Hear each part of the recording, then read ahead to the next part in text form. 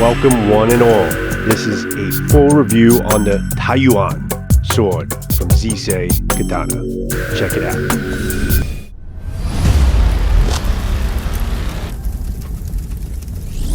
Alright, so let's start off by taking a little toward Z-SEY's website, which can be found at swordjp.com. They could also be found on Facebook, and they also have a YouTube page where they advertise their own swords.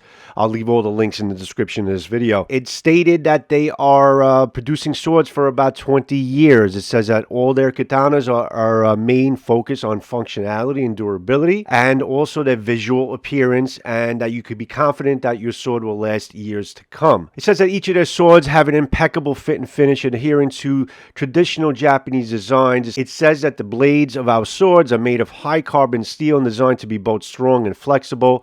The koshide was made a lot of attention to detail to ensure perfect alignment between suka, suba, and blade. I can basically agree with a lot of that.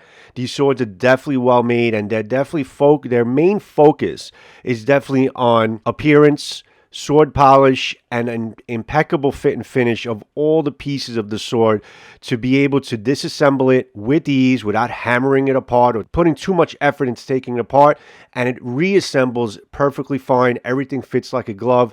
This is definitely it caters to what they're selling is a handmade sword, and I would say that this is more of a handmade sword and in also a premium price level. So I would agree with a lot of what they're advertising on their homepage. Now these are premium quality and premium price tag swords. I've seen the price ranges on their website going from about $700 to around $5,000. Their steel options are traditional tamahagane, steel melted from iron sand. Don't know where that iron sand comes from.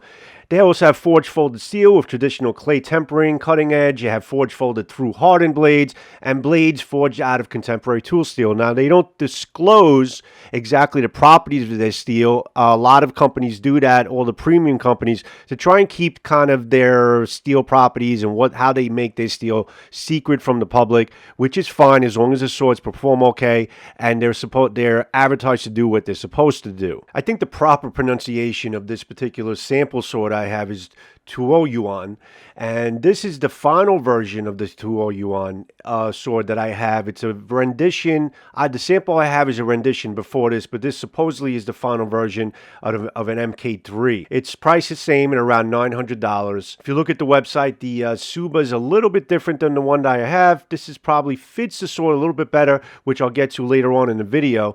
The Suba is iron, it's a white copper, Fuchi and Kashira. The Manuki are brass, blackened. The Seppas are brass, nickel plated. The Habaki is a beautiful, very well fitted white copper.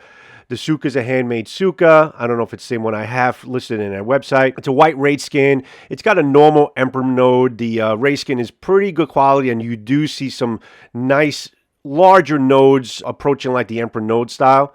The Suka Ito is a silk Ito from Japan. Very well done Ito. Feels really good in the hand. It's got one Manuki holding the sword in place, which is great. Very traditional. The Kashira and the Kuragata Shiradomes are white copper. The Saya bullhorn where there needs to be bullhorn on the Saya. The Saya style is an oil lacquer. And the Sageo is also a silk Sageo from Japan. The measurements are listed there. I'm going to try to get you the measurements in inches rather than centimeters. The material of the sword says it's crucible steel, which is, I'll get you the definition of crucible steel. It's kind of like a pig iron tamahagane, but I don't see any apparent lamination line, so I don't think the one I have is particularly crucible steel. Looks like a differentially hardened type of tool steel, whatever concoction steel they have, but I don't see any lamination line, so I don't think the one I have is crucible steel, but it is listed on this final version as crucible steel. Now, as I said before, taking a sword apart with ease just shows a testament of a good handmade sword. When the pieces kind of fit like a glove and you're able to disassemble it without banging the shit out of it to get the Suba and to get the Suka, the ska off and all that, which most production swords I've seen, you really got to have a lot of effort to put things in, take things apart and put things back together. Sometimes they don't go back together right and they're not tight anymore. That's because they kind of force these pieces on, these generic pieces on most of their blades, and they don't really shape it to the Nakago. One of my favorite things about this sword is the habaki. It's a beautiful copper habaki. It's different. It's shaped so beautifully to the blade. It hugs the blade, the ha, the mune. There's absolutely no spaces. Can't get a fingernail through there. It hugs the blade really well. It looks like it was formed and made to fit over the Nakago with ease, to be removed, to be put back together with ease. And when it's in place, it hugs the blade extremely well. And that condones for an extremely well fit, guiding like it's on rails fit of the blade into the saya. And it's beautifully detailed. You could tell there was a lot of skill and work and craftsmanship that was put into making this habaki, and they made it perfectly to this particular blade at hand. And that's always a great thing to see when you talk about handmade swords and swords at a premium price point. I really can't emphasize that enough. Now, exposing the Nakago, which measures in at around 8 3/4 inches, which makes it full tang.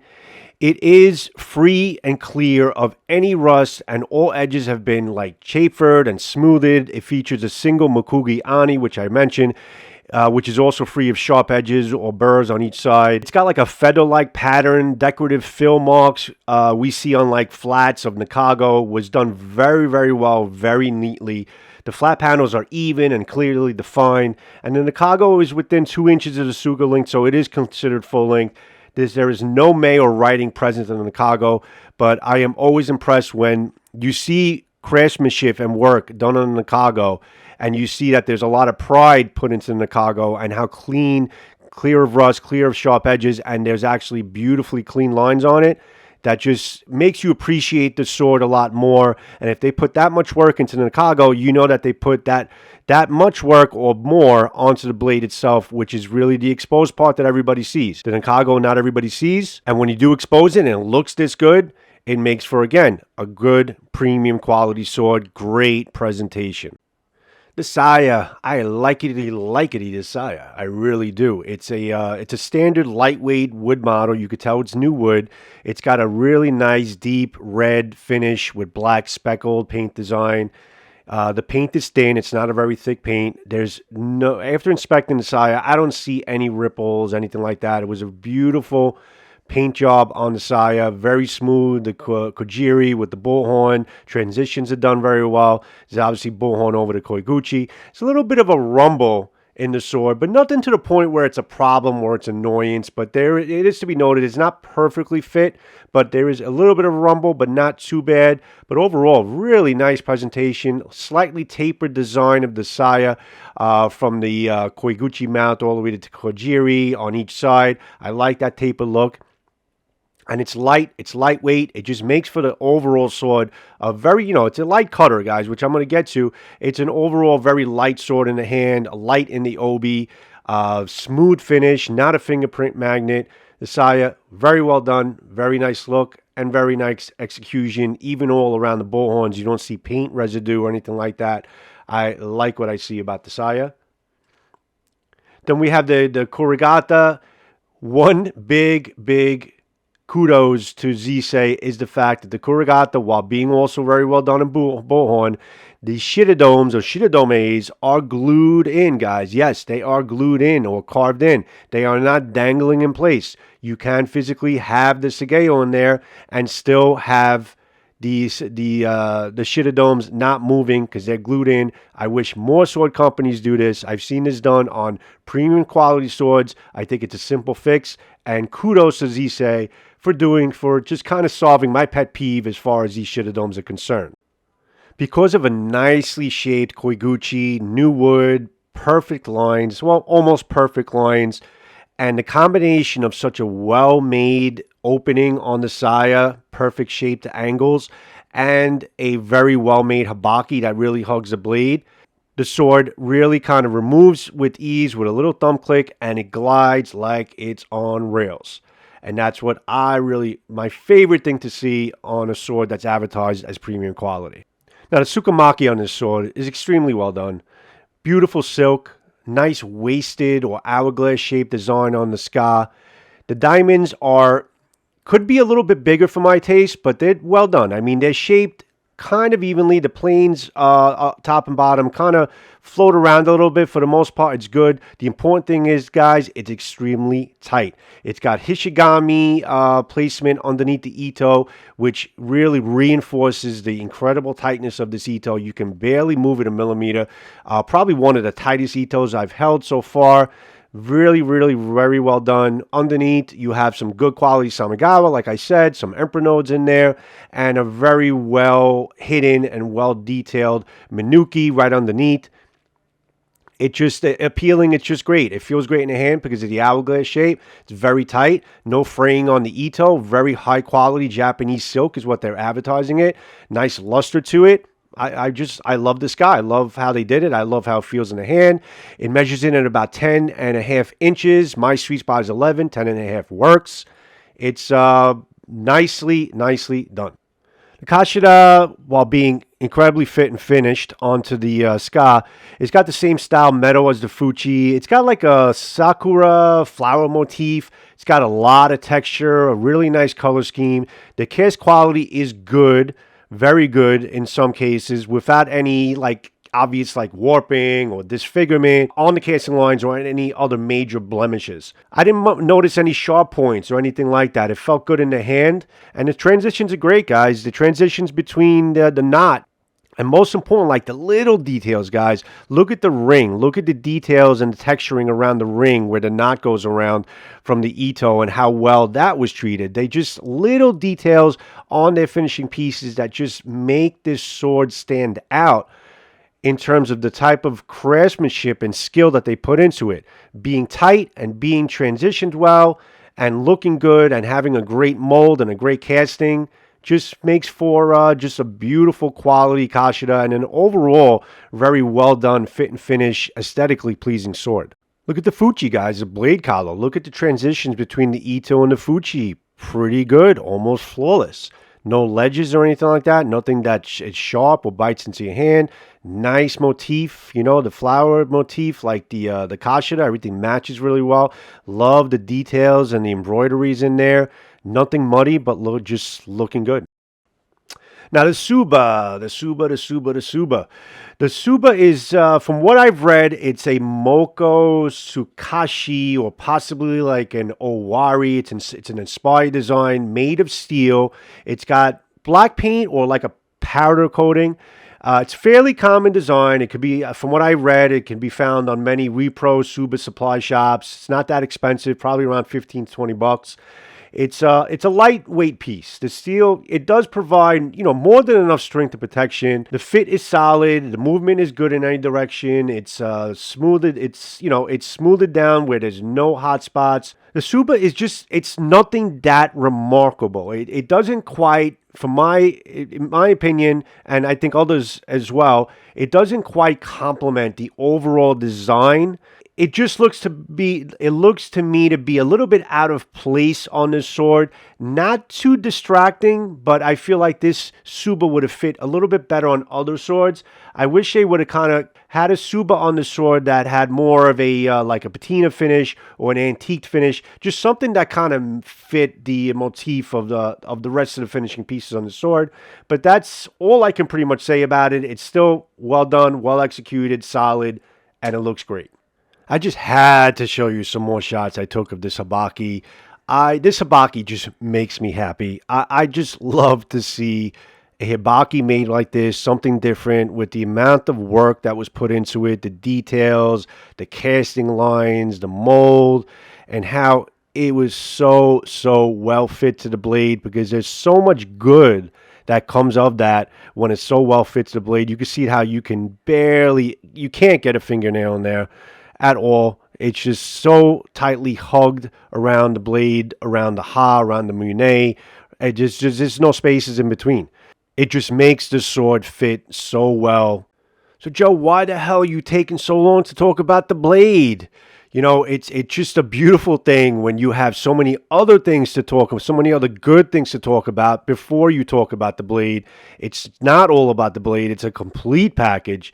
So this blade is a probably a mono steel blade. I don't see any temper line. I don't see any folding patterns. So it's a differentially hardened blade, a Shinogi Zakuri.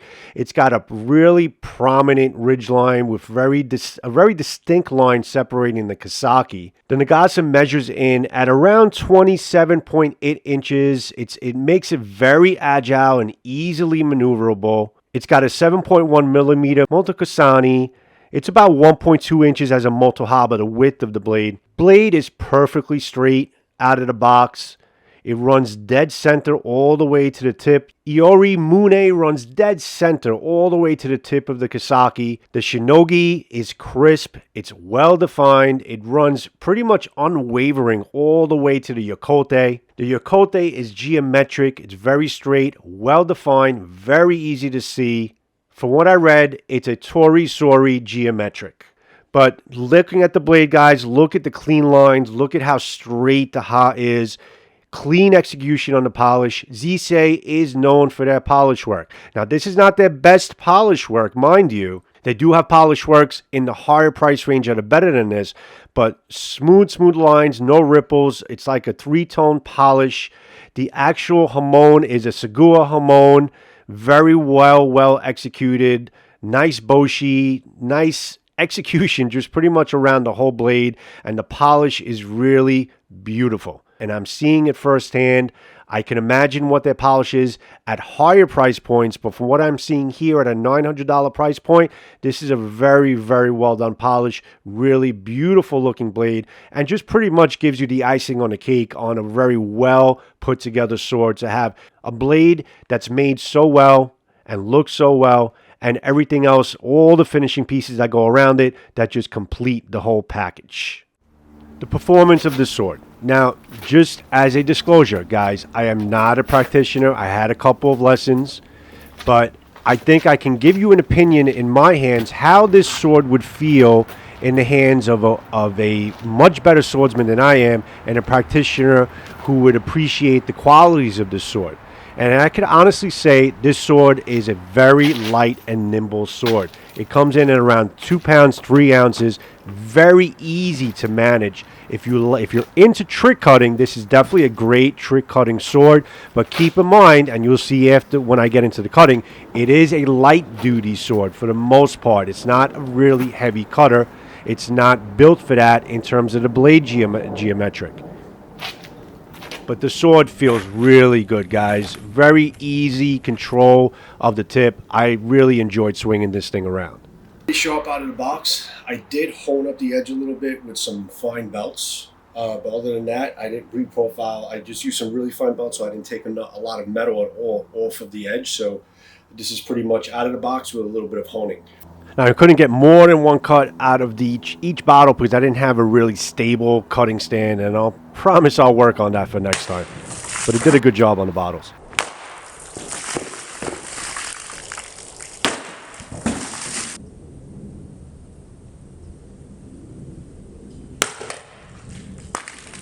As you can see, cut right through the top of that plastic cap on the top, and is a really hard plastic. I mean, these Gatorade bottles are also, Arizona bottles are really hard too, and did a nice job. And I didn't see pretty much any damage from cutting through this hard plastic. Okay, so I tried a different type of cutting medium. I went and picked up one of these rolls. It's like a 4-inch diameter, really thick, half-inch, solid piece of cardboard used to roll up carpets. I wanted to see how the sword went through it. This is a light cutter, so I didn't think it would go through it. I actually had a reserve sword on hand just in case, but I wanted to try something new to see basically how much I can push this sword to kind of prove the fact that it is a light cutter and it can't handle heavy targets. I think in the future I will take these rolls and probably wet them or soil them a little first to make them a little easier to cut, but let's see how the sword did anyway. Securing this thing is the hardest part. Let's see if I can get a downward cut if it won't go through it.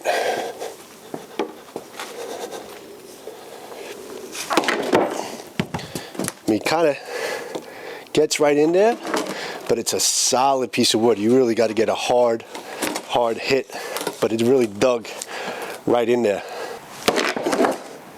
Yeah, it's kind of getting in, but it's not getting all the way through.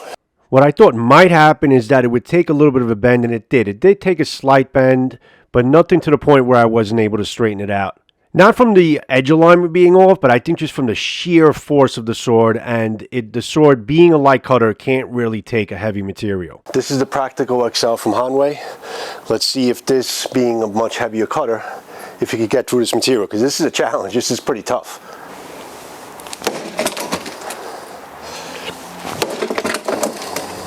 It's tough. This is really tough. There you go.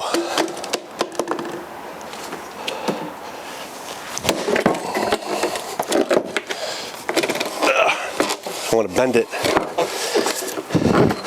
This is a tough material. This is no joke, guys. Just goes to show you guys, different swords are made for different things. Almost. I'm determined, guys. I got to get through this thing. I wanted to push your sword just to show you how far you shouldn't go with this sword, but the Hanway Practical XL really did the job. For this type of cutting, anyway. These are Emolte tatami mats. This is where the sword really performed well. It really kind of sailed through this tatami as like a bread knife through butter. So I'm just going to do some simple cuts just to see how this feels going through tatami.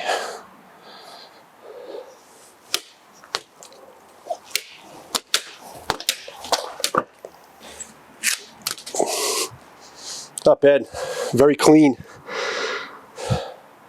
Took a little bit of a slight bend, not from the tatami, but from going through that cardboard, but slight. But that cardboard was really tough. I mean, I didn't think this thing would go through it, but it went through, sailed through tatami like it's nothing. That's beautiful. Very, very, very clean tatami cutter. Very, very clean cuts.